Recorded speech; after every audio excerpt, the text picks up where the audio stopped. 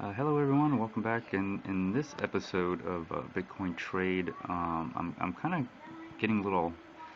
I don't want to be having you guys look at charts all the time.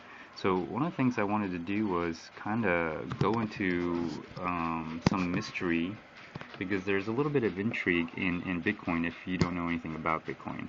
But for those of you who do, you know, when I first got into it and looked up, you know, you find that there's this Satoshi Nakamoto, and you probably heard of like Satoshi Poker or Satoshis um, reflect like a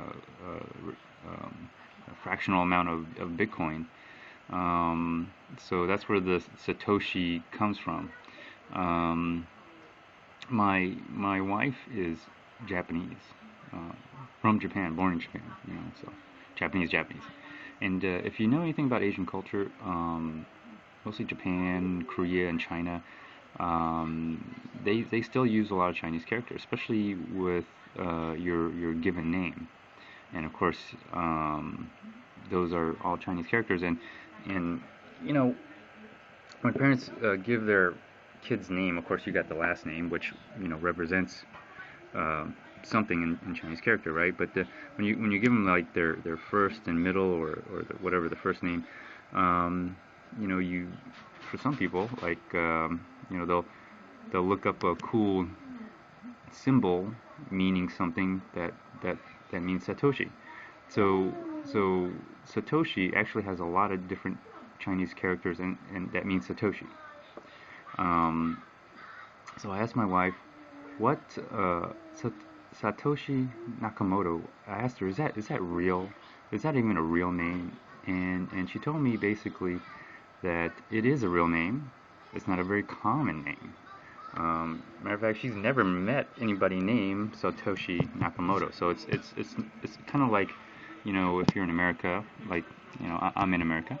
Um, it's like saying Jim Smith, right? Instead of there's a lot of Jim Smiths, apparently. But if you had such a unique name, like I don't know, what's a unique?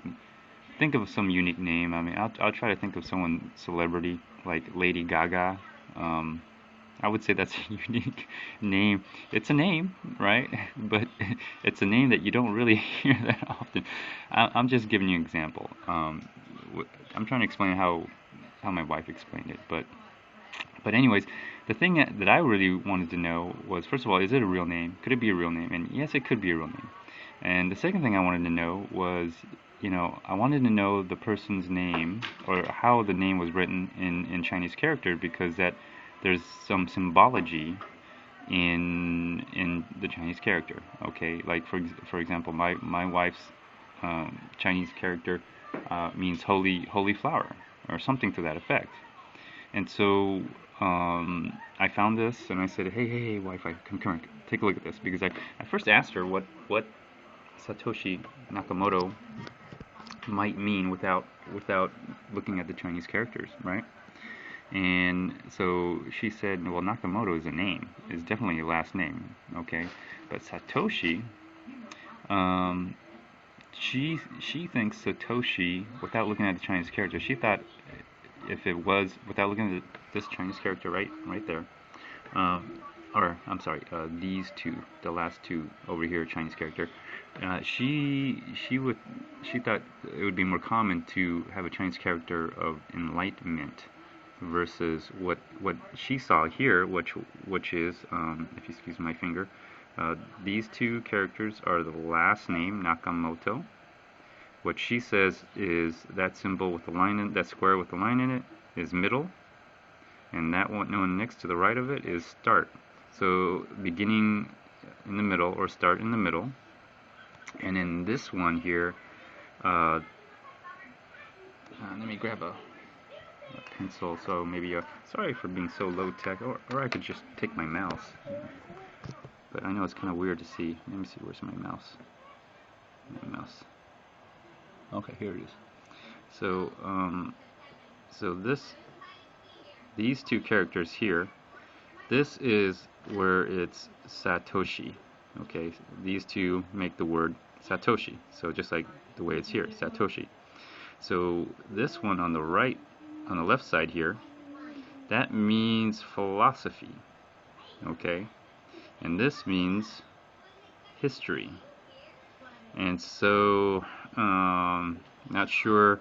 And my wife looked at it and said, you know, that is just a weird way to write Satoshi, right?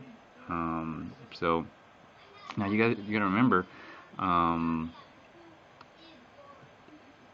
if you know some Asian history or culture, that um, the problem with Chinese characters was that everybody and anybody just decided to make their own Chinese character for the color, red, and or blue.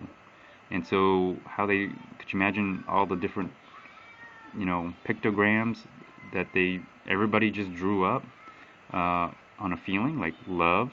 How many different ways can you say love? Probably a million ways. So eventually, my point is, it came to a point where nobody could fucking read Chinese anymore. All right, because everybody started making up their own shit. And so, anyways, my point is, even today, in Asia, in China somewhere, there's a lot of manuscripts and stuff like that people still can't read, and they're Chinese. Okay, so not even the Chinese people can read Chinese, especially the ancient Chinese texts and all that stuff.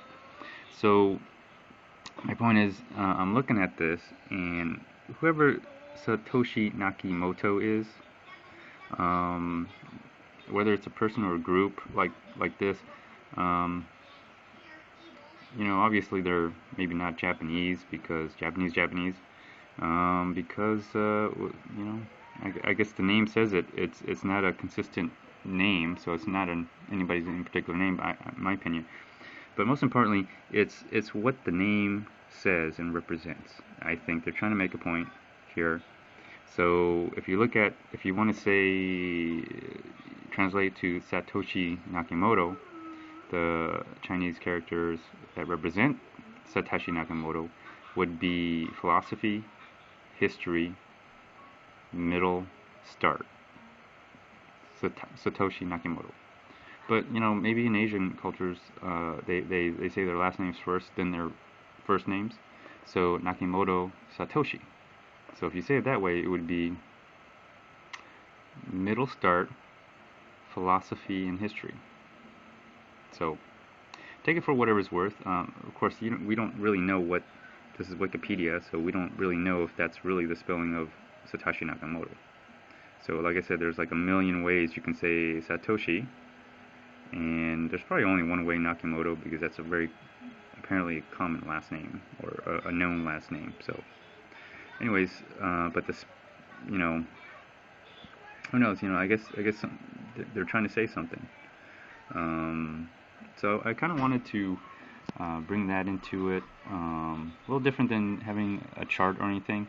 Definitely a little mystery to the whole Bitcoin, and I'm kind of wondering if anybody's ever thought of pursuing, or, well, it does say here in Wikipedia that there might be some claims to the identity and everything, but it just reminds me of a documentary I saw about the Tony B tiles, and it was a wonderful documentary. It was interesting, mysterious, and very intriguing, and so I kind of wanted to bring this episode on this kind of little mystery about the whole Bitcoin phenomenon.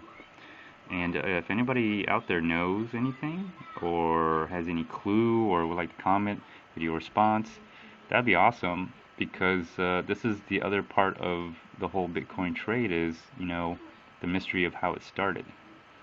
So anyways, thanks for watching this episode. I hope this brought some informative information, a little bit of intrigue and mystery into your Bitcoin trading. Until next time, please tune in. Bye.